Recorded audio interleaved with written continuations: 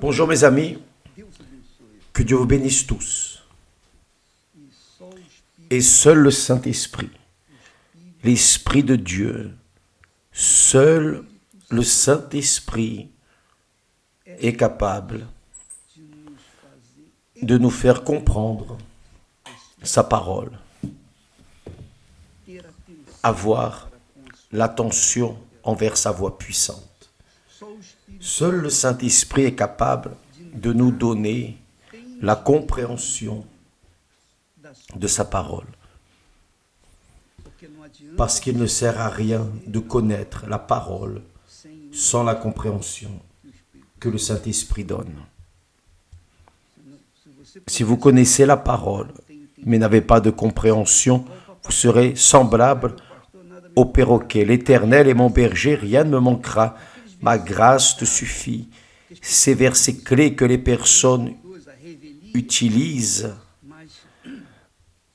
mais elles ne comprennent rien de ce qu'elles professent, comme le perroquet. Donc, que lui, le Saint-Esprit, l'Esprit qui guide, qui nous guide, en toute vérité, vienne conduire votre compréhension pour comprendre. Laissez-moi éteindre ces personnes qui entrent ici et qui attirent l'attention. S'il vous plaît, voyez.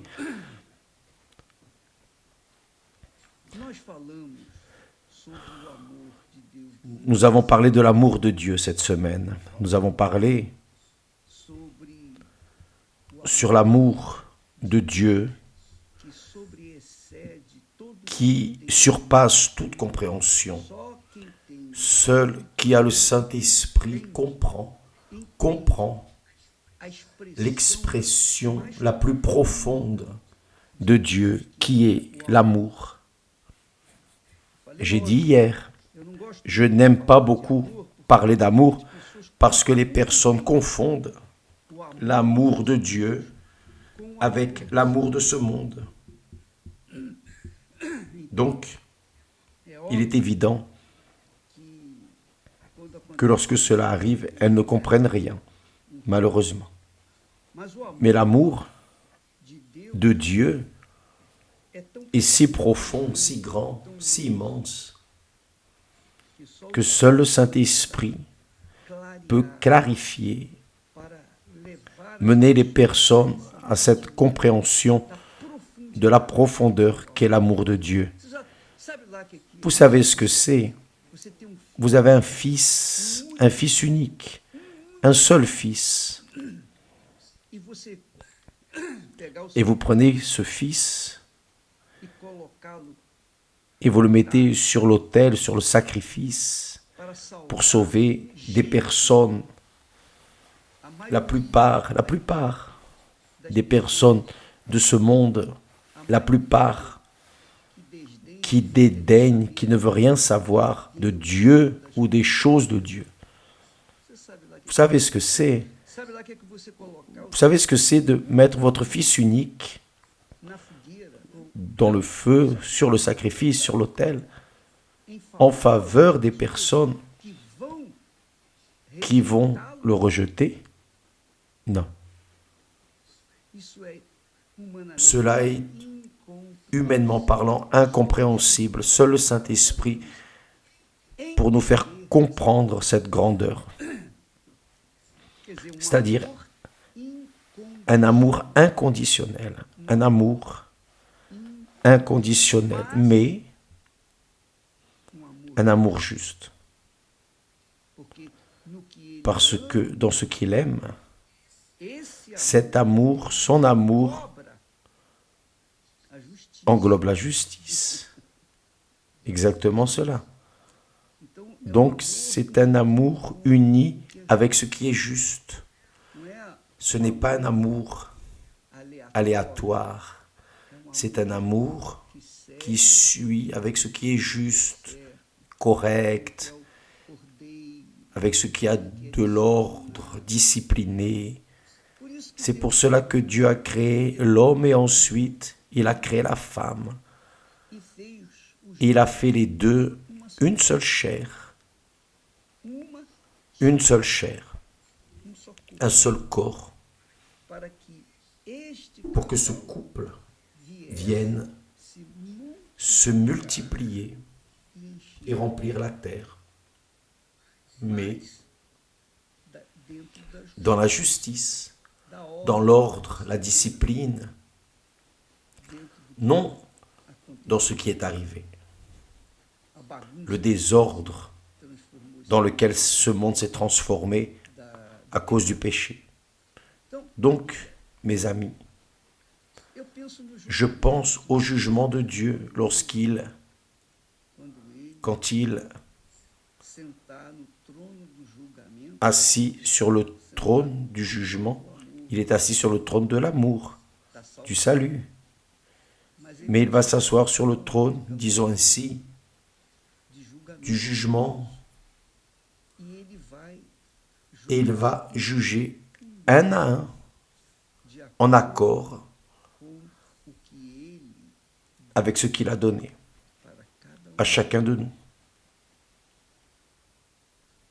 Donc,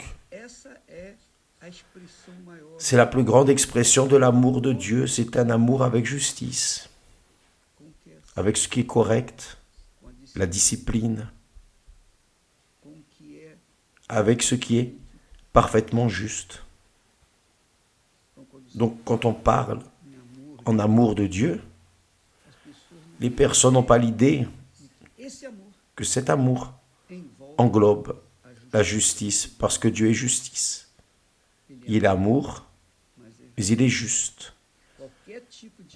Quelque type d'amour qui fuit de la justice n'est pas l'amour, c'est l'égoïsme.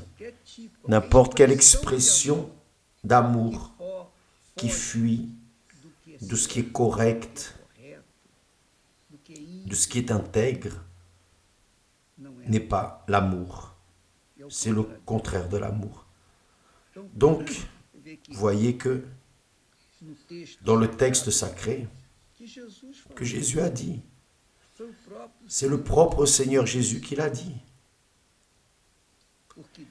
Car Dieu a tant aimé le monde, il a tant aimé le monde,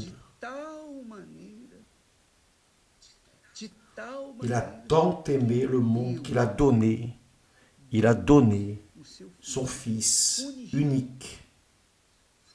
Son Fils unique. Unique. Dieu n'avait qu'un Fils, Jésus-Christ. Mais il a donné son Fils. Pourquoi? Afin que quiconque croit en lui ne périsse pas. Ne périsse pas.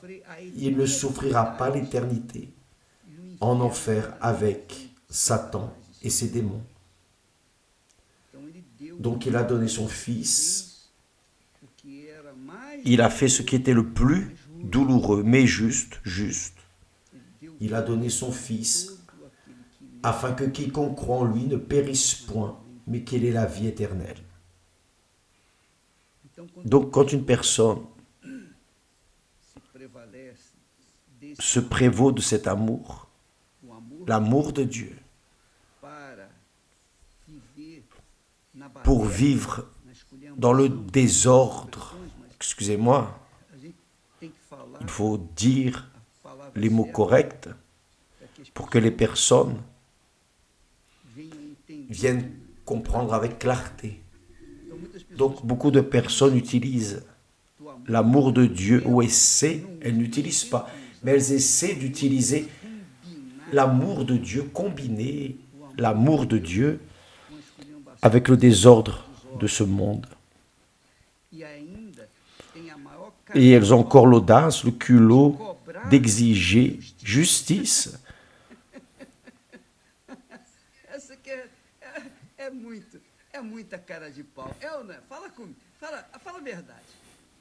Il faut vraiment être osé. La personne est dans le péché, elle vit dans le péché à l'intérieur de l'Église, mais vivant dans le péché, mais elle a l'audace, la pétulance, l'audace d'exiger de Dieu justice. Qui vit dans l'injustice a le droit d'exiger la justice? Je vous pose la question. Qui vit dans l'erreur a les conditions d'exiger ce qui est correct? Il vous suffit de penser un peu. Il suffit juste de raisonner un peu. Donc vous vérifiez que l'amour, ce n'est pas des sentiments, des bisous, bisous, des accolades, non, des relations.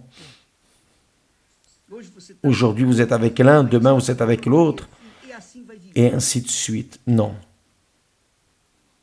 L'amour qui naît avec Dieu, le véritable amour, donne, mais il donne avec justice, avec ordre, discipline. C'est pour cela que Dieu a institué la famille. Qu'est-ce que la famille? Vous qui aimez votre famille, ou vous qui n'avez pas de famille et aimeriez avoir une famille, vous qui êtes né sans la référence de la famille, mais vous aimez la famille, vous voyez la famille, tout le monde veut une famille, oui ou non? Tout le monde veut une famille. Même les animaux irrationnels aiment leur famille, luttent pour leur famille. Bien plus l'homme rationnel, l'animal rationnel. Donc, tout le monde veut une famille, tout le monde aime la famille, tout le monde veut sauver sa famille. Tout le monde veut célébrer la fête des mères, la fête des pères, la fête des enfants. Demain, il y aura ça. Mais c'est cela. Tout le monde veut une famille. Pourquoi? Parce que tout le monde naît avec ce sens d'amour uni à la famille, à l'ordre, à la discipline, à ce qui est correct, à ce qui est juste. Donc, lorsque nous avons lu hier ce texte du prophète Ézéchiel qui dit que le juste, le jour où il péchera, peut vivre toute sa vie dans la justice. Mais le jour, au moment, à la seconde où il péchera et ne se convertira pas et meurt, il ira en enfer. D'un autre côté, l'injuste qui vit dans l'injustice toute sa vie, mais au dernier moment se repent, il est sauvé. Donc, voyez quelle grandeur d'amour de Dieu, quelle grandeur de justice. Dieu est justice. Dieu est honneur. Dieu est vérité. Donc, quand une personne désire vivre dans la justice, et c'est l'une des raisons pour lesquelles Jésus a dit « Heureux ceux qui ont faim et soif de justice, parce qu'ils seront rassasiés. » C'est précisément à cause de cela. Parce que seuls ceux qui ont faim et soif de justice vont être rassasiés. Ah, certainement. Et c'est pour cela que nous prêchons l'Évangile. Pour que ceux qui ont faim, les affamés et les assoiffés de justice viennent être rassasiés et sauvés. Qui ne croit pas, patience, que peut-on faire? On ne peut rien faire. Mais nous n'allons pas nous préoccuper de qui ne croit pas. Nous allons nous préoccuper avec les affamés, les assoiffés de justice. Ah, pour eux, nous devons travailler. Et c'est pour eux que le Seigneur Jésus nous a envoyés. Cherchez les brebis perdues. Les brebis perdues. Il n'a pas dit d'aller chercher les loups perdus, ni les boucs perdus, ni les boucs, Non. Il a dit d'aller chercher les brebis perdues de la maison d'Israël. Ce sont les personnes qui valorisent les valeurs spirituelles, les valeurs de Dieu, les valeurs divines, les valeurs de sa parole, qui est de la discipline, l'ordre, par-dessus tout l'amour avec la justice. Donc, mes amis, vous rappelez quand Jésus a dit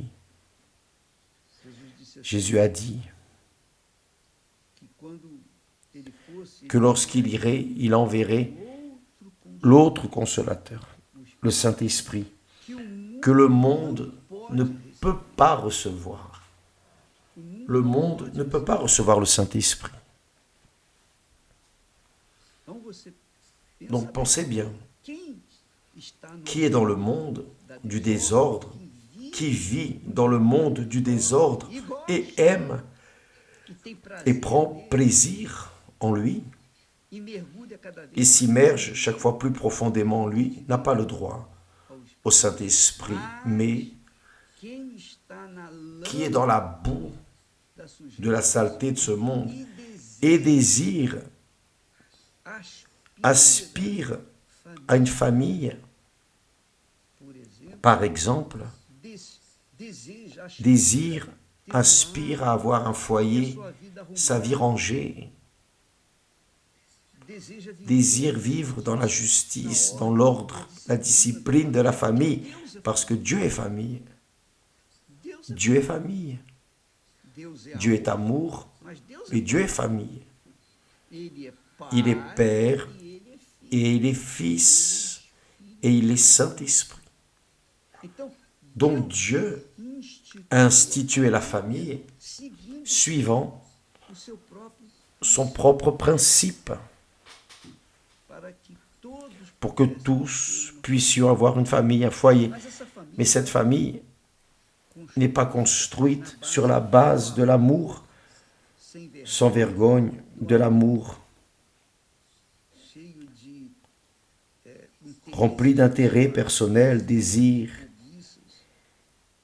Non, convoitise, non, c'est sur l'amour pur, l'essence de Dieu qui est l'amour, avec la justice, avec ce qui est correct, juste.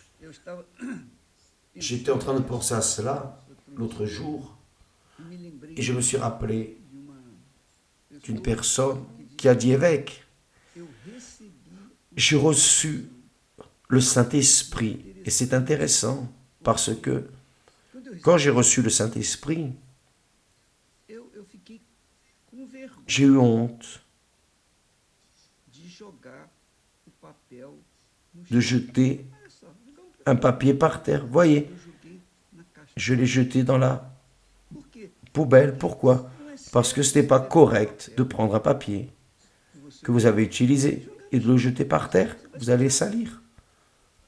Maintenant, si vous le mettez dans la poubelle, alors vous allez faire ce qui est correct. C'est une petite chose insignifiante, mais cela montre déjà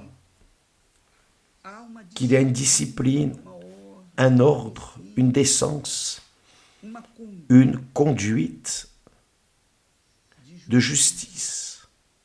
Oui ou non? Avez-vous déjà pensé si ce monde était rempli de considération comme cette jeune fille, si le monde fut ainsi, donc il n'y aurait pas besoin d'armée parce qu'il n'y aurait pas de guerre, il n'y aurait pas besoin de police parce qu'il n'y aurait pas de bandits, choses de cette nature, non. Avez-vous déjà pensé? Le royaume de Dieu est ainsi, mes amis. Le royaume de Dieu n'est ni nourriture, ni boisson, mais il est paix, il est vie dans le Saint-Esprit. J'ai déjà trop parlé. Demain, on sera de retour ici, mais juste pour que vous pensiez, juste pour que vous raisonniez. Faites attention. Si vous êtes incliné vers ce qui n'est pas bon, vous allez devenir un détritus de ce monde. Si vous êtes incliné vers ce qui est juste, correct, si vous aspirez à vivre dans la discipline, dans l'ordre et la justice, alors nous allons nous donner les mains et marcher ensemble parce que nous tous qui avons